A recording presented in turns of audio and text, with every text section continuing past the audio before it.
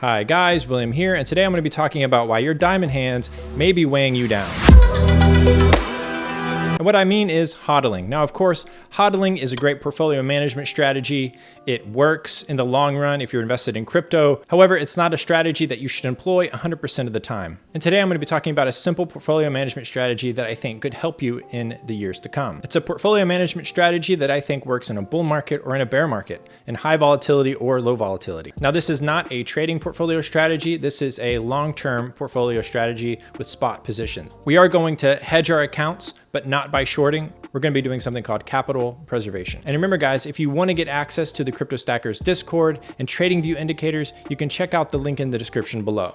So real quick, you might be thinking, portfolio management strategies are easy, right? You buy low and you sell high. How can it get much easier than that? However, it's much easier said than done, as denoted by the meme, buy high, sell low, right? It happens. And that's why it's kind of become a meme, because memes are relatable and people can relate to that. So while in theory it's easy, it's actually very difficult due to our emotional state. So in today's video, I'm going to talk about this investment portfolio strategy, and I'm going to tell you why HODLing 100% of the time isn't a good idea. The title of this video is Why the HODL Mentality is a Fallacy. So I'm going to talk about that first. So the HODL mentality and the diamond hand mentality have become ingrained in speculative investment over the last 3 years. And that's thanks to the advent of Wall Street bets. Wall Street bets arguably invented the diamond hand meme, and it allowed a lot of people to make a lot of money, but also lose a lot of money as those investments came back down to earth. We've seen the diamond hand mentality unfold in NFTs and meme coins, and it's even gotten to the point where people are shamed for selling their NFTs. Now, the reason for this is the community aspect that has pulled people together in NFTs, meme coins, and meme stocks like GME and AMC. However, the downside to being in a community in some cases is that sometimes you get sell shamed. And while the success that Wall Street Bets members had with GME and AMC was seen as a win for the little guy, they were actually promoting something that large investment banks have been promoting for a long time, and that's this HODL mentality. Now, this is an article from CNBC, and the title of it is Why You May Miss the Market's Best Days If You Sell Amid High Volatility. And this ties into the common narrative of buy and hold, because if you miss out on even the top 10 days in the stock market, it does irreversible damage to your portfolio. And while that's true, it's very misleading, and I'm going to tell you why. Now, in this article, it shows the 10 best days in the market from 2002 to 2022. As you can see, the returns are quite high. But the thing is that they never show you the 10 worst days in the market. And the source of this, of course, is one of the largest investment banks in the world, JP Morgan. And they even say the market's worst days tend to be followed by its best days, according to research from JP Morgan Asset Management. If you sell when the markets hit the skids, you'll likely miss the upside. So investment banks for the longest time have been enforcing this buy and hold strategy that gives people a fear of missing out on these big green days. So this brings me to a piece published in the Wall Street Journal by Brett Arons. And he says, for years, the investment industry has tried to scare clients into staying fully invested in the stock market at all times, no matter how high stocks go or what's going on in the economy. You can't time the market, they warn. Studies show that market timing doesn't work.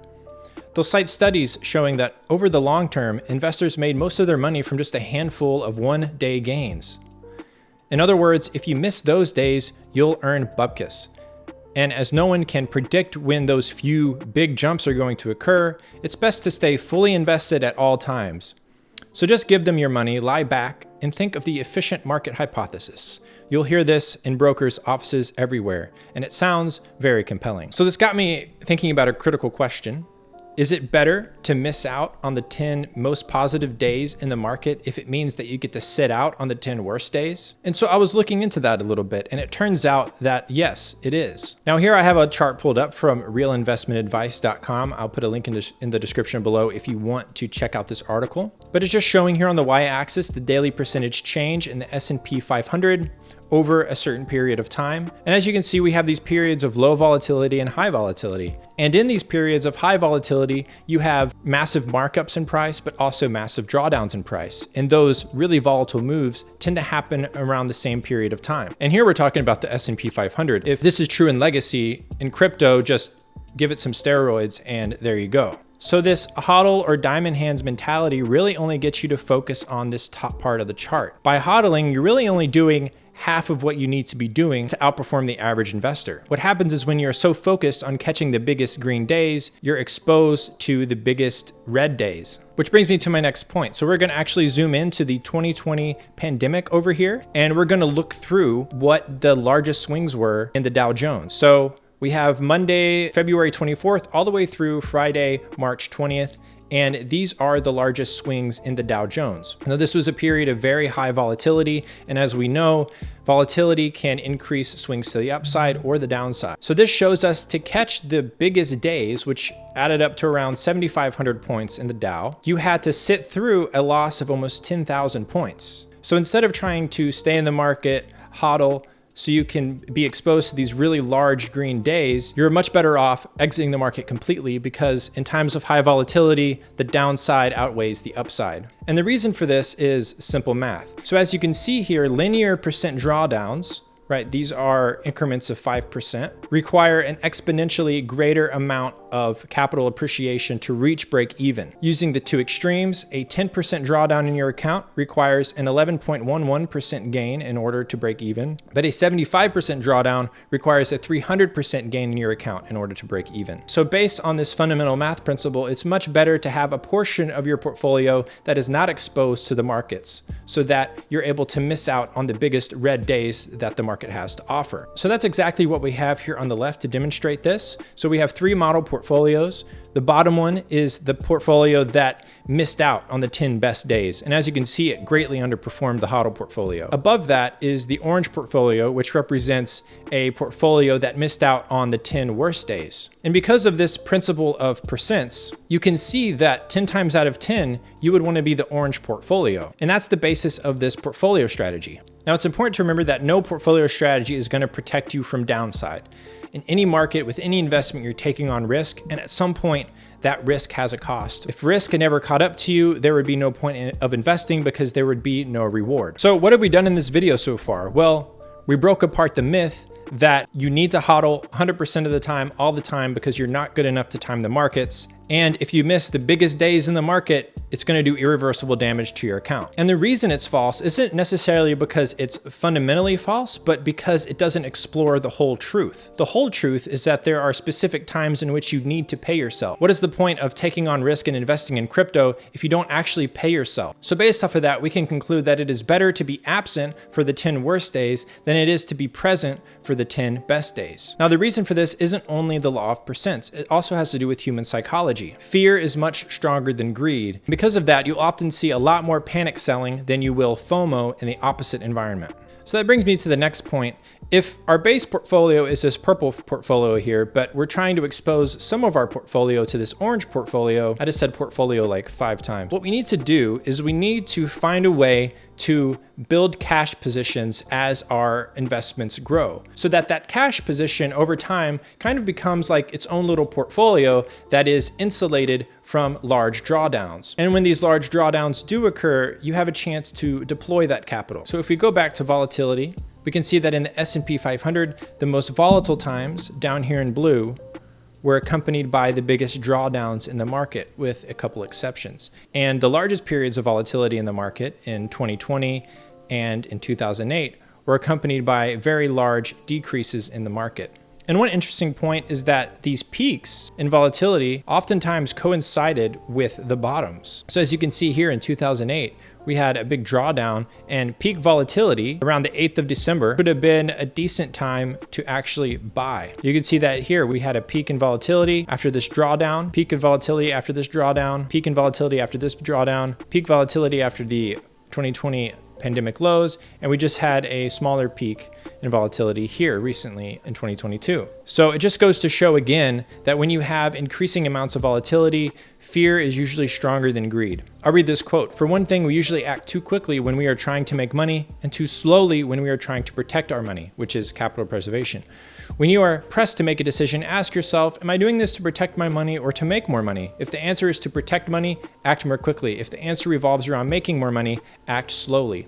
And this is true. Most people do the opposite of what they should do. They're really quick to FOMO and to make money, but when it comes to actually selling, Doing the opposite of HODLing, they act really slowly. And that's why we see in periods of really high volatility, a lot of selling all happens at once because people have been HODLing for so long, and then all of a sudden everybody needs to sell all at once because nobody sold along the way. So they were slow to sell, slow to preserve capital, but quick to remain in the markets. So an account that is just centered around buy and hold is left playing catch up when the market appreciates again. And an account that exposed some of its assets to capital preservation comes out ahead. So here is some research done by Arcane that shows Bitcoin's most volatile moments over the past 2 years. And the question is, during these periods of high volatility, was the market increasing or decreasing? So I've taken these dates and I've indicated them in TradingView with these vertical lines. So as you can see, we had 2 of our most volatile days here during the pandemic. And obviously that was accompanied by a large sell-off. And we see the same thing here in 2021. We see our most volatile days are also accompanied by sell-offs. And right here, you can see that 3 of the most volatile days in Bitcoin's history were back to back. That was back in May of 21. We had one exception here where we had a really nice green Bitcoin candle. Here recently, we can see that the most volatile times have also occurred during massive sell-offs. So that's just to say that in crypto, it's also true that periods of high volatility usually lead to more downside, leading us to the conclusion that we need at least a part of our portfolio that is protected or insulated from the big drawdowns. So that leads us to our first investment thesis in our portfolio strategy, and that is to pay ourselves with winners. Now there's a couple different ways to know when to pay yourself. You can use SMA crossovers or EMA crossovers. However, I found that the easy bands are better at letting you know when to buy and when to sell. So we're going to use the easy bands to DCA, but also to DCS. Dollar cost sell. With DCAing, you get the best average buy price over a certain period of time. When you DCS, you get the best average sell price over a period of time as well. And what's interesting is that with this HODL mentality, you don't hear a lot about DCS unless it's called something else that I just don't know. But if we're looking to pay ourselves with our winners, that's something that we need to do. And one thing I want you to notice in Bitcoin is just like the S&P 500 and Legacy, the most volatile moments in Bitcoin's price history over the last 2 years were also the best places to buy. So these periods of really high volatility where, because of the inefficiencies of human psychology, where people are slow to sell, slow to take profits, and they all are forced to sell at the same time, you can use that to your advantage and use the cash position that you've built up to actually buy when that volatility spikes. So let's jump into the 4 main investment principles of this portfolio strategy. Number 1, we're going to pay ourselves with our winners. Number 2, we're going to let the winners run. Number 3, we're going to cut losers. If an altcoin doesn't perform well in a bull market, it's probably not going to perform well in a bear market. The 4th thing, of course, is to buy low. Now this seems very simple. Like I said at the beginning of the video, this is much more easily said than done. So the way that we're going to employ capital preservation is we're going to use the easy bands. And I find this a lot easier than using EMA crossovers. With the easy bands, we can easily see over a period of time if we're still in a sell period or a buy period. So it's really simple in thesis. If your portfolio management strategy isn't simple and sustainable over a long period of time, you're probably not going to keep up with it, and it's probably not going to happen. And this actually gets into Occam's razor, which basically states that the more simple the solution, the better. So we're going to try to make this as simple as possible by just using the easy bands and dollar cost averaging at key levels here with the cash that we've accumulated from selling our winners. So let's just say this is an altcoin that we have. We would dollar cost sell a certain percentage of our portfolio in the red easy bands here. Okay, this would kind of be our sell zone or our dollar cost sell zone there. And vice versa, we would dollar cost average in the green easy bands. Now, in the CryptoStackers Discord, we have a channel that alerts you when key cryptocurrencies are in their accumulation zone. So you know when to dollar cost average into those. So if you want, you could just set an alert on your phone and then you get an alert from Discord when a certain cryptocurrency is in this green easy band. So the idea is that every week that we are in this red easy band level, we would sell a certain percentage of our portfolio. So you're building up this secondary portfolio that isn't affected by these really large market downswings that you want to protect yourself from, because we saw how that portfolio outperformed the other portfolios earlier. And so what you would would then do is you would take that same cash position and you would deploy it at a certain period of time. Zooming out, you can see that the easy bands are really good at picking the bottoms, right? We had a bottom here, and we had a bottom here. We touched the solid green easy band. We had a bottom here, and we had a bottom here. Now, one thing you might notice about crypto is that you get a lot more time to dollar cost sell in the red than you do to dollar cost buy down here in the green. And that's because crypto is growing at an exponential pace, and it is constantly repricing to the upside. So as you can see, we get a lot of weeks up here in the red easy band levels to dollar cost sell, but we only get a handful of weeks down here in the green. So because we have so many weeks to dollar cost sell, but only a few weeks to dollar cost average back into the markets, we're actually going to dollar cost average a little more aggressively than we dollar cost sell. And that's typically what we want anyways, right? Because in crypto, we want most of our portfolio exposed to the crypto markets, right? We're bullish on crypto long-term. We want to remain in crypto long-term. So we don't want to dollar cost sell too aggressively. So how much to buy and how much to sell? Well, you can do it in relative or absolute terms. You can pick a set amount of money to sell every single week. And even as your portfolio grows or doubles or triples, you still sell that same amount every single week.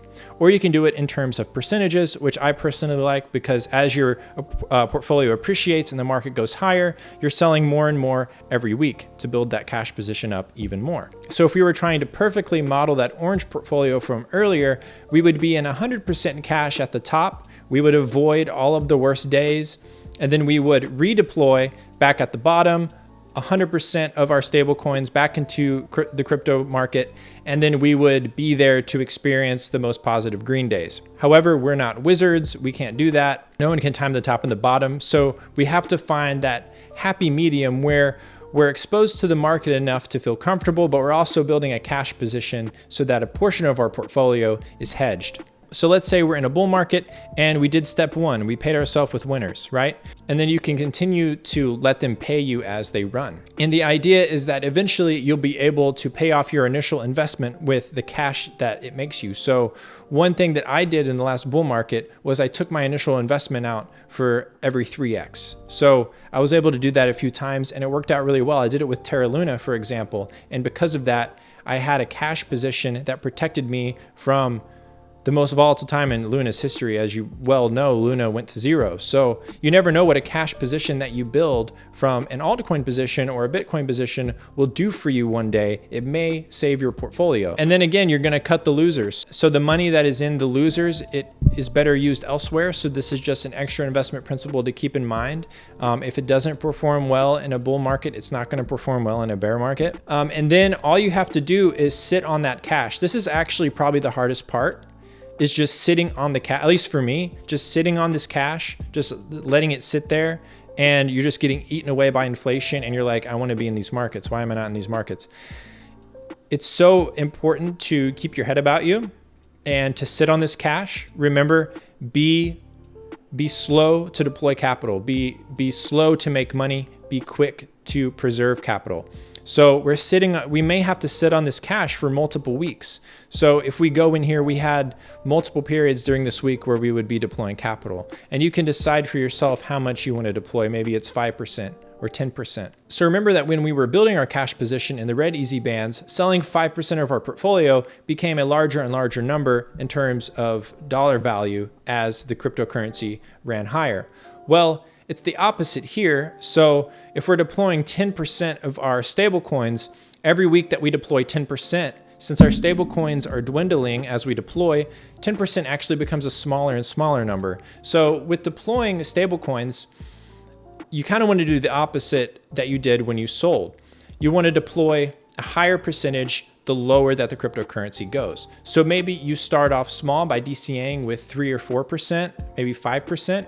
And then if we see levels like this, where we actually go down and touch these solid easy band, maybe you deploy 10 or 15% of your stable coins and become much more aggressive down here. Because as you can see, the crypto markets don't give you a lot of, they make you wait for it, but then they don't spend a lot of time there. So with stable coins, you really have to be aggressive in that sense that even though you're being patient at when to deploy and you're being slow to deploy that capital, you need to deploy larger amounts when it's time. And one of the reasons why this becomes so difficult is because the bullish emotions that are in the markets, the euphoria that we have up here, keeps people from selling, right? It's the opposite of buy low, sell high. That's why the buy high, sell low meme became such a big thing. The bullish euphoria in the markets keeps people from selling, right? They hold on to their position. It's just going back to that same quote. People are typically slow to preserve capital. They wanted to keep making gains in the markets, right? That FOMO feeling.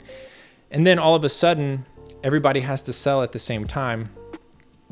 And you get these really good buying opportunities. But then the whole reason we're even down here at this green easy band level is because of negative emotions or the negative sentiment in the market. Otherwise, it wouldn't be that low if the sentiment wasn't negative, right? So, I mean, it seems intuitive, but it keeps people from buying when it's time to buy and selling when it's time to sell.